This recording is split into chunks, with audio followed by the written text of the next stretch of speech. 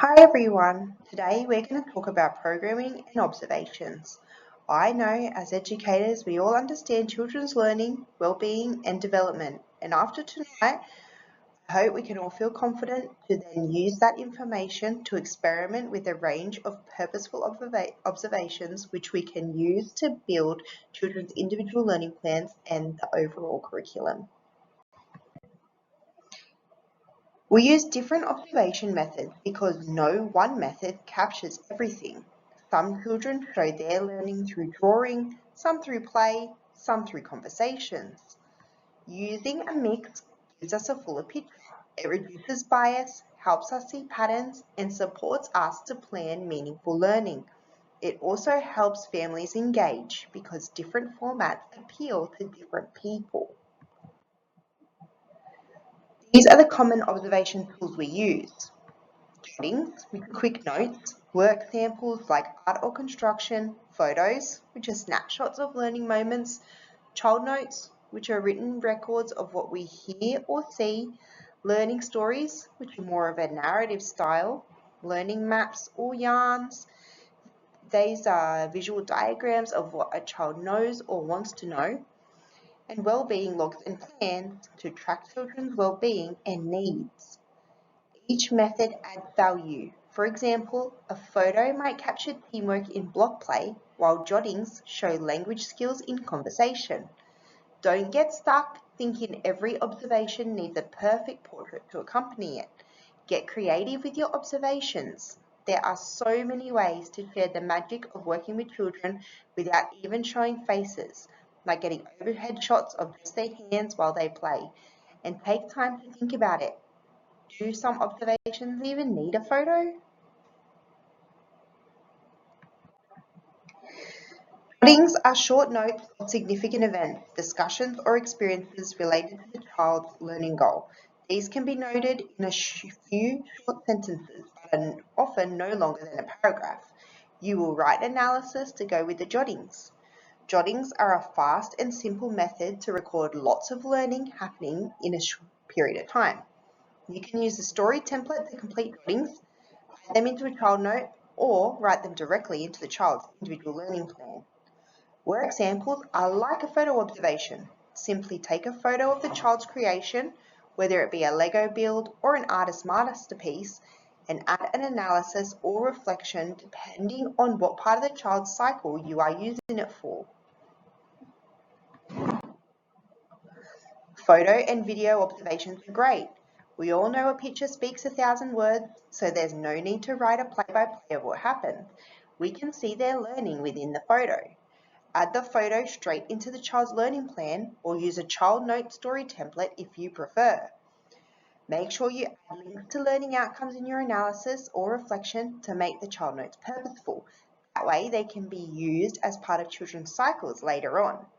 We should all be familiar with the format for a child note, usually a photo or a series of photos with a quick overview of what happened, how it links to the learning framework, and how you will support this learning further.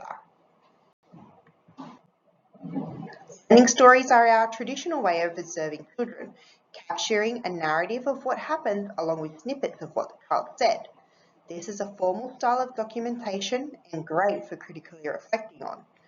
We usually use learning stories as our extension, as we can really tell a story of how they achieved their goal over the term. When reflecting about what informed your planning, was it theory, a pedagogical approach, or a Storyhouse QPP? Learning maps or yarns are usually documented in the yarning books. You would sit with a small group of children and ask open-ended prompts to learn what they are curious about or what they have learned. This is an important method of capturing children's perspectives in older years and can be really beneficial for planning. Well-being logs are used to support inclusion or to understand behaviour. These should only be used if the family is aware and on board. It can be a great tool to understand a child better and work out how we can better support their well-being. You would add the log to the first box of the child's individual learning plan, then add ideas to support the child's well-being. The well-being plan has a spot for reflection, and the document should be strength-based. Our planning cycle guides out all our observations and decisions. First, observe. Collect documentation of children's learning by noticing what they're doing while playing, what you see in their interactions, or the way they use the materials. 2. Analyze or assess learning. What skills, interests, or dispositions do we see happening during the observation? 3. Plan.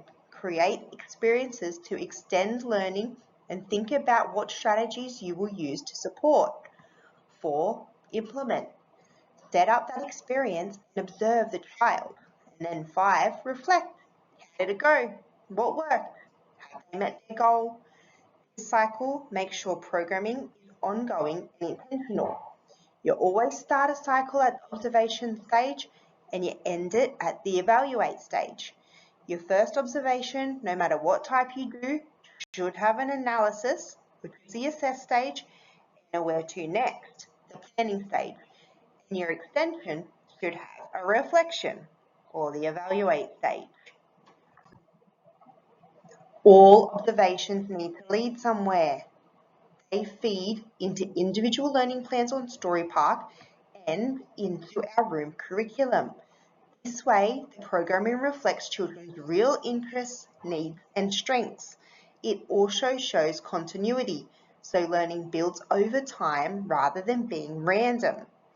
I will show you a short video on how to use the planning features in Storypark to document your cycles. This is really important, but it doesn't mean every child note or yarn book entry needs to be extended on. It just means when you do write something that you want to use as part of a child's cycle, you link it to the right documents so everyone knows your intentions. Linking your observations into a child's individual learning plan is easy once you get the hang of it. This is how I do it. First, open the child's individual learning plan, scroll down to the EYLF outcome that is relevant to the goal, that is the child's cycle. For example, I've scrolled down to outcome 5.4.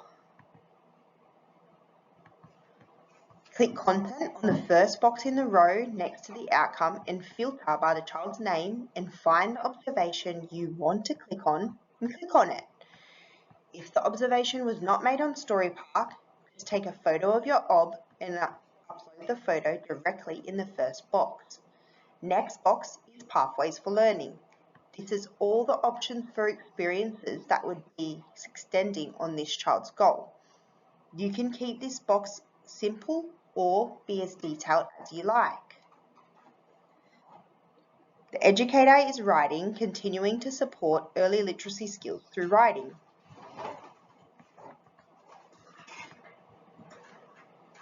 The next is going to be resources. What are you going to set up for this experience that you're planning? Let's write whiteboard markers and a whiteboard.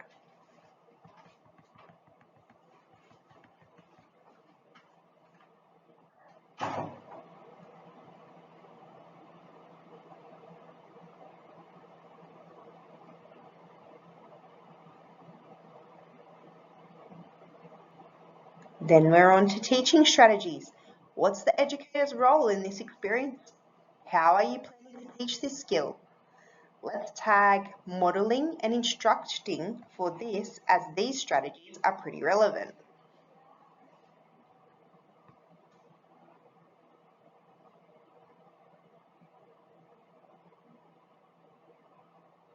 Lastly, we're going to add content in the extension box, the same way we did in the first box. So filter using the child's name, then find the story you want to attach, or if the ob's not on Storypark, go ahead and add a photo directly in this box. Make sure there's either a reflection in the observation itself or write one directly into this box to finish it off. And there you go, a complete learning cycle.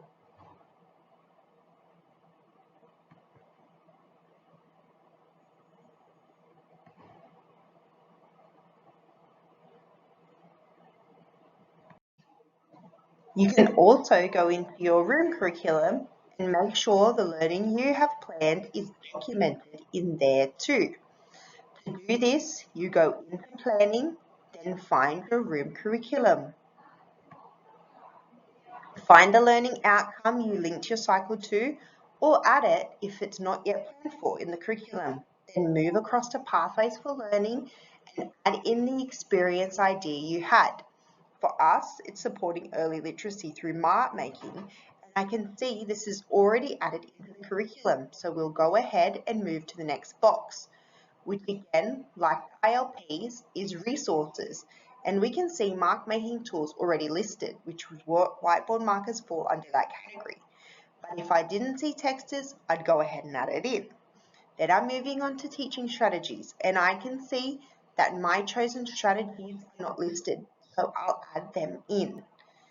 Then finally, I add my evidence of learning, which is my extension, and that gets added in the same way as ILPs.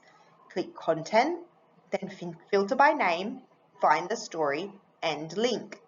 If the OB isn't on Story Park, attach the photo straight in. We did skip a box, which is reflection, but as we already reflected in the observation itself, it's not really necessary to reflect again. The only reason I would fill in the reflection box is if for some reason you didn't end up implementing these experiences.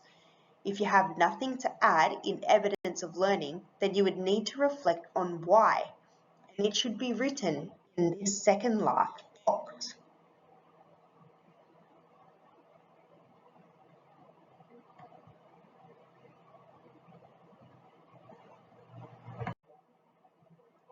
There is a difference between analysing and reflecting. Analysing is about the child. What did they learn? What skills are they showing? Reflecting is about us. Did my teaching strategies work? Did the environment support the learning? When we reflect, we also think about what to change for next time.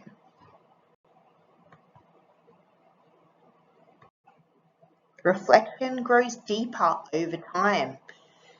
Evaluation is describing what happened. Reflection asks why it happened and what worked. And critical reflection is even deeper. What does this mean for practice? How does it all link? And how does it impact the children, families, and our philosophy? This step helps us improve practice and links back to quality improvement.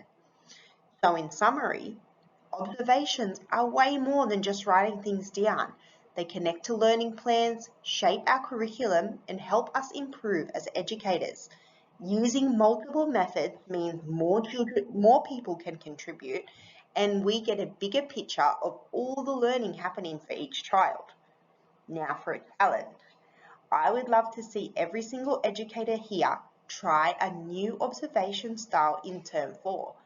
Now that we have our individual learning plans mapped out, we're not bound to just stories. So let's make the most of it. Come and choose a template from the table and mock up an observation using a method you haven't tried in a while. You're welcome to help each other, as some of us would be more familiar with certain methods. What observation method are you going to try?